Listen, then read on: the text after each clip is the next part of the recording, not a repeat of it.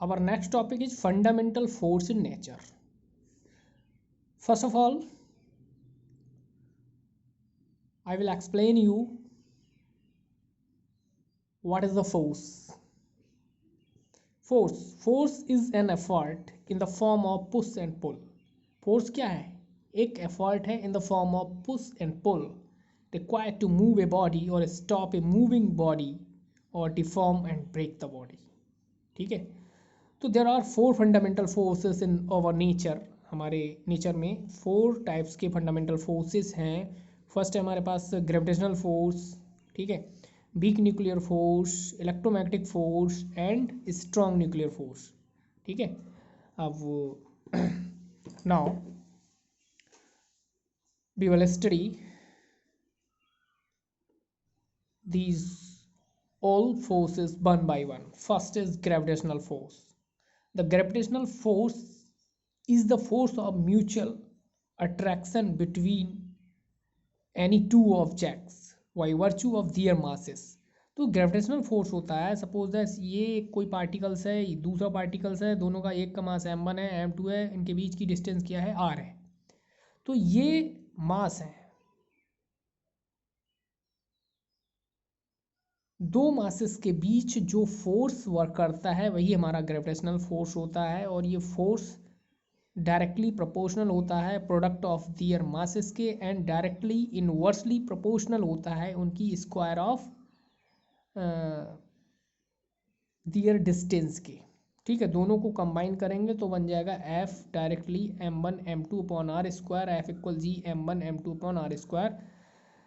और G क्या है? G is the universal gravitational constant है जिसकी वैल्यू होती है 6.67 into 10⁻11 newton metre square upon kg square. ठीक है, तो ये हमारा है ग्रेविटेशनल फोर्स. ठीक है, अब बात करते हैं इम्पॉर्टेंट फीचर क्या है इसके. इम्पॉर्टेंट फीचर की बात करें, important feature of the gravitational force, एक तो नेचर कैसा है इनका, कैसा है, अट्रैक्टिव टाइप का, क्योंकि दो मासेस के बीच लगता है ये फोर्स. ठीक है, दो मासेस m1 एंड m2 दोनों के बीच फोर्स लगता है, force of attraction. Weakest force है. कैसा फोर्स है? वीकेस्ट, वीक है. Of a square law, inverse square law को फॉलो करता है क्योंकि F equal G m1 m2 upon R square. Inverse square law का मतलब F g1 upon R square follow करता है. Operate very long distance, very long distance के लिए भी ऑपरेट किया जा सकता है. ठीक है, और सेंट्रल फोर्स है क्योंकि ये सेंट्रल फोर्स है क्योंकि सेंटर से लगता है अलॉन्ग द लाइन. ठीक है, और does not require any medium. ठीक है, इससे मीडियम की कोई रिक्वायरमेंट नहीं होती. और कंजर्वेटिव फोर्स है. कैसा?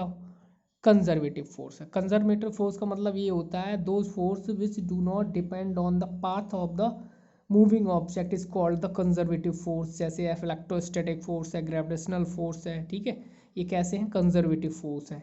Week nuclear force, weak nuclear force की बात करते हैं तो these force were discovered during the study of phenomena of beta dickey in radio activity. तो बीटा डिके की जो डिस्कवरी हुई थी उस समय ये फोर्स की डिस्कवरी हुई थी, रेडियो एक्टिव एलिमेंट था. ठीक है, तो उनके बीच ये वीक फोर्स को डिस्कवर्ड किया गया था. Act between the neutrino and other particles. ठीक है, शॉर्ट रेंज फोर्सेस है, 10⁻⁻14 मीटर्स, 10⁻⁻15 एट न्यूक्लियस में.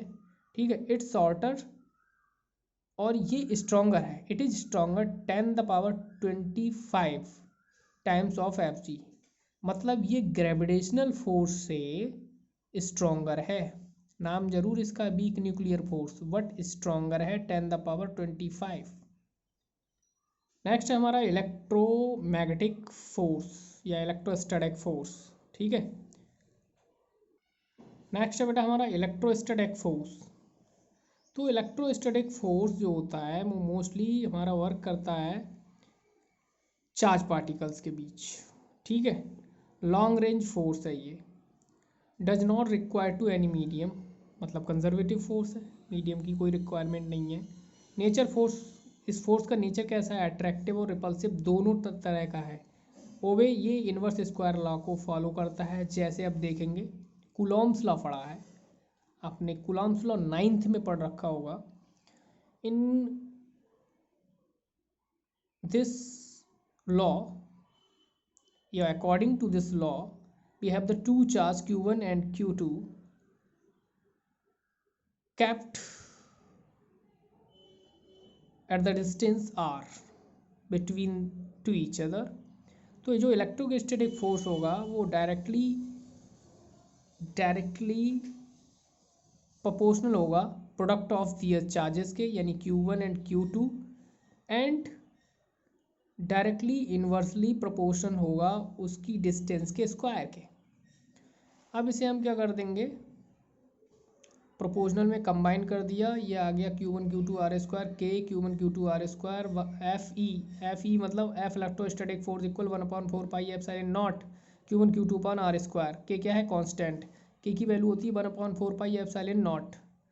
ठीक है, तो ये भी हमारे पास एक सेंट्रल फोर्स है क्योंकि सेंटर से ही इस पर फोर्स लगता है, कंजर्वेटिव फोर्स है।